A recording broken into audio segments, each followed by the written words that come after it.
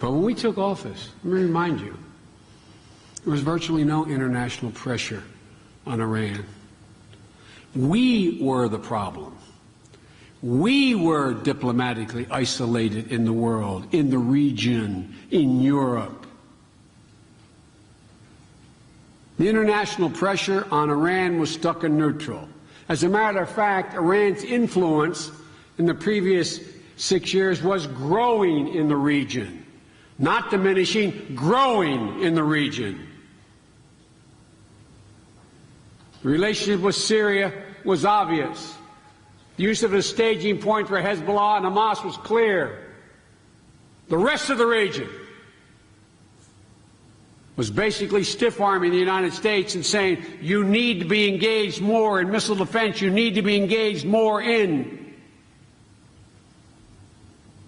And we are being criticized in European capitals for being unilateral. And Tehran had allies and were intimidating their neighbors. And America's leadership was in doubt. We were neither fully respected by our friends nor feared by our opponents. Today, it is starkly, starkly different.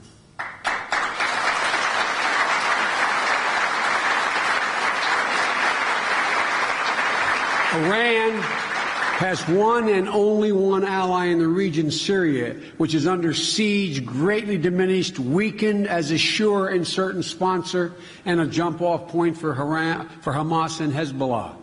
And suffice to say, we continue to provide support for those in the region who feel threatened and now are willing to step up because they are certain about our intention, our commitment, allowing resources to be prepositioned, allowing us to help them in their defense budgets.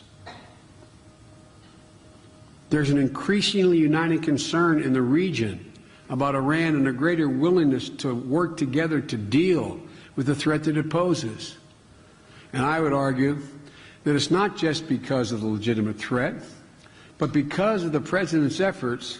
Iran is now isolated and the United States is not isolated.